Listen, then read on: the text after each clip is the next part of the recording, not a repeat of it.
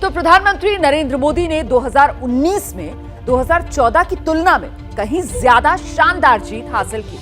लेकिन बिहार के मुख्यमंत्री नीतीश कुमार को यह लग रहा है कि 2024 में वो पीएम मोदी के विजय रथ को रोक देंगे। इसके लिए आज उन्होंने पटना में लालू प्रसाद यादव से मुलाकात की, फिर 3 दिन के लिए वो दिल्ली पहुंच गए और दिल्ली आते ही कांग्रेस नेता राहुल गांधी से मुलाकात कर ली। अभी शरद पवार से लेकर अरविंद केजरीवाल तक कई विपक्ष के नेताओं के साथ मुलाकात बाकी है। आखिर नीतीश कुमार का प्लान कितना दमदार है, कितना हवाई है, इसको समझने के लिए देखिए ये एक्सक्लूसिव रिपोर्ट।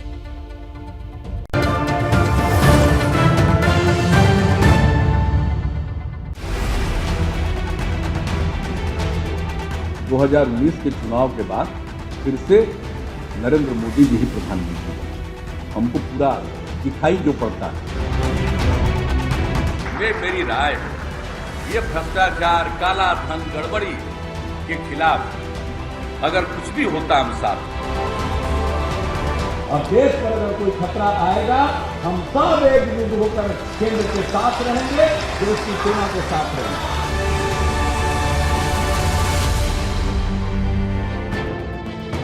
5 साल तक प्रधानमंत्री नरेंद्र मोदी के साथ गलपहियां करके सत्ता भोगने वाले नीतीश कुमार अब दूसरे तेवर में हैं। तेवर यह है कि बीजेपी ने सत्यानाश कर दिया और उसका इलाज ये कि अब दिल्ली चलो। ये सब एकजुट होंगे तो आपस में विमर्श करके जो भी चुनना करेंगे।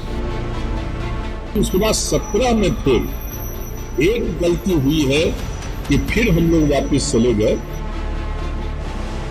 कि नीतीश जी का एकमात्र अभी लक्ष्य है कि सभी जितने विपक्ष के दल हैं सबको एकजुट करना है। कोई ताला ऐसा बना है जिसका चाबी नहीं हो, और ताले की चाबी है। यानी नीतीश कुमार और उनकी पार्टी ये मान रही है कि प्रधानमंत्री नरेंद्र मोदी की सरकार एक मजबूत ताला है। बस नीतीश एंड कंपनी खुद को दिलासा इस बात का दिला रही है कि उस ताले का तोड़ है, चाबी बेजोड़ है। तो क्या वो नीतीश कुमार हैं?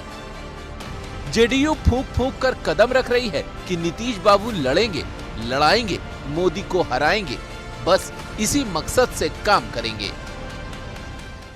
नीतीश जी खुद प्रधानमंत्री को उम्मीदवार नहीं है, उन्होंने स्पष्ट रूप से कहा है। और माननीय राष्ट्रीय अध्यक्ष ने भी राष्ट्रीय परिषद और राष्ट्रीय कार्यकारिणी की बैठक में खुद कहा है वो विपक्षी एकता को एकत्रित करना चाहते हैं, जिससे कि 2024 की जो लड़ाई है वो धारदार हो सके, मजबूत हो सके और भारतीय जनता पार्टी को शिकस्त दिया जा सके। सियासत में जो कहा जाए जरूरी नहीं कि वही किया जाए।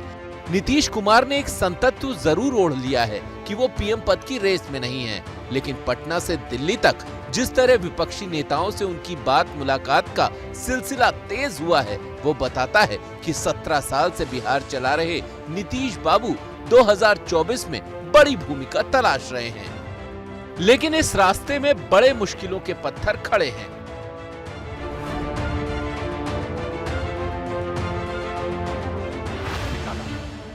मोदी राज में जो टूटा फूटा और बेहद कमजोर विपक्ष है, उसमें भी सबसे बड़ी और ताकतवर पार्टी तो कांग्रेस ही है।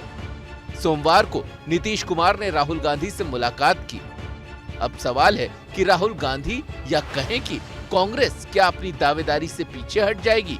यानी अगर थर्ड फ्रंट को सरकार बनाने का मौका मिला तो कांग्रेस उसी तरह बाहर से समर्थन करेगी जैसे देवेगौड़ा और गुजराल को किया था, या फिर वो गठबंधन की सरकार में भी अपना नेतृत्व चाहेगी जैसा मनमोहन सिंह के दौर में किया था। कांग्रेस फूंक फूंक कर कदम रख रही है।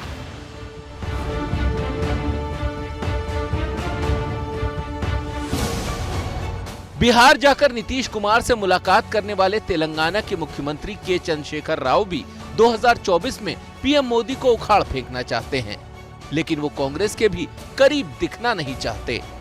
नीतीश कुमार ने जरूर राहुल गांधी से मुलाकात की है, लेकिन चंद्रशेखर राव से लेकर अरविंद केजरीवाल जैसे तमाम नेता हैं जिनको कांग्रेस के साथ एक मंच पर रखना आसान नहीं होगा। लेकिन नीतीश कुमार की पार्टी को लगता है कि सब कुछ आसान हो जाएगा। नीतीश कुमार जी देश का एक जाना माना वरिष्ठ नेता है, इसमें किसी को शक की बात नहीं है। नीतीश कुमार का सुनिए ना, why why are so, I am here, I will be here, I am very patient. Nitish Kumar ji इस देश का उत्तम से उत्तम वरिष्ठ नेता है, इसमें किसी को कोई शक नहीं है। कोई ताला ऐसा बना है जिसका चाबी नहीं हो? हर ताले की चाबी है। आप तेलंगाना के मुख्यमंत्री की बात आपने की, वो भी पटना आए थे, उनको प्रेस कॉन्फ्रेंस में कहीं उन्होंने कांग्रेस के खिलाफ एक शब्द भी बोला क्या? नहीं कहा। आप लोग बुलवाना चाह रहे थे उनसे, तब भी वो नहीं बोले। 24 की चढ़ाई, नीतीश की पहली लड़ाई, पीएम पद के दूसरे दावेदारों से कैसे निपटेंगे नीतीश कुमार?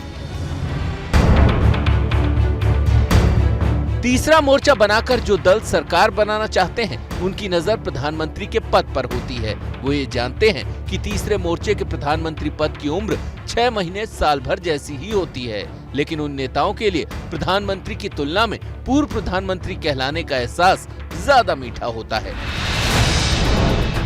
ऐसे में गैर बीजेपी, गैर कांग्रेस दलों में जो पीएम पद के दावेदार हैं, वो किसी एक नाम पर कैसे पहुंचेंगे?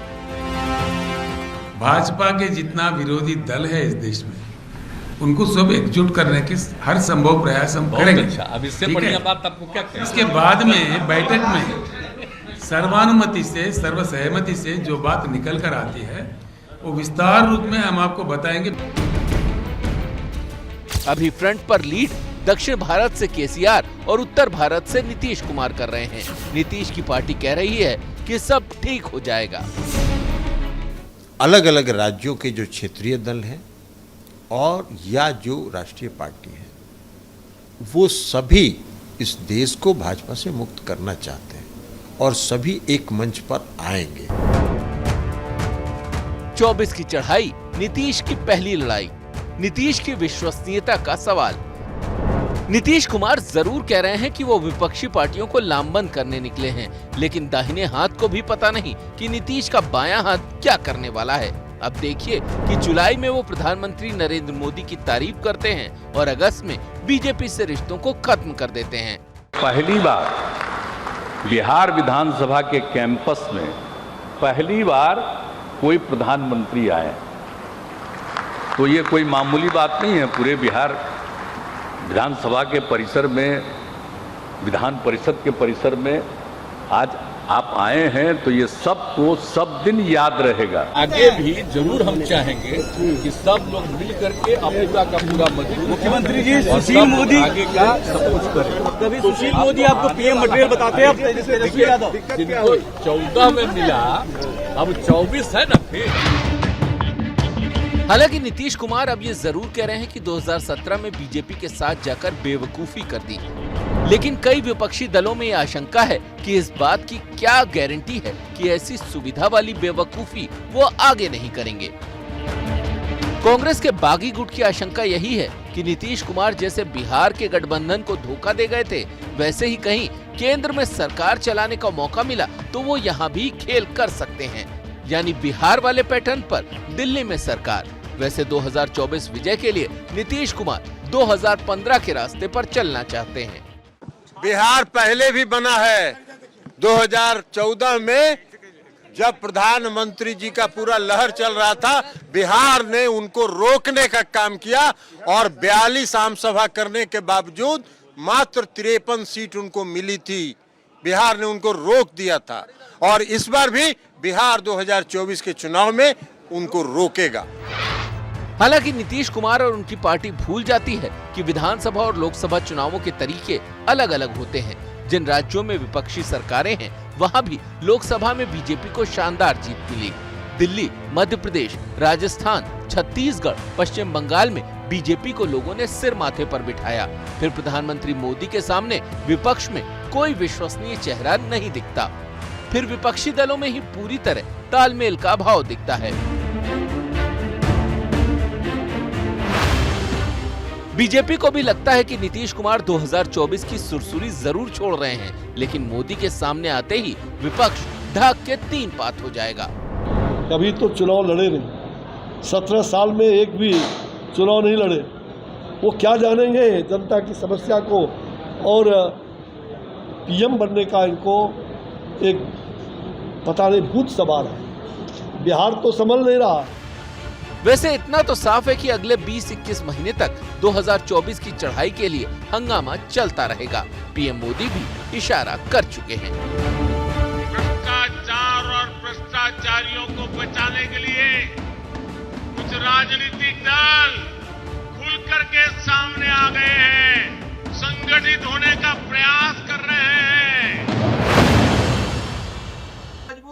क्या मजबूरी है मेरी, बताइए।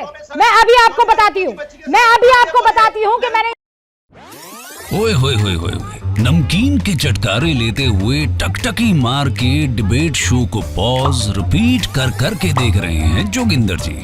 इनकी तरह आप भी देखें अपनी फेवरेट डिबेट्स को रिपीट कर और डाउनलोड कीजिए एबीपी लाइव ऐप अपने स्मार्ट टीवी पर।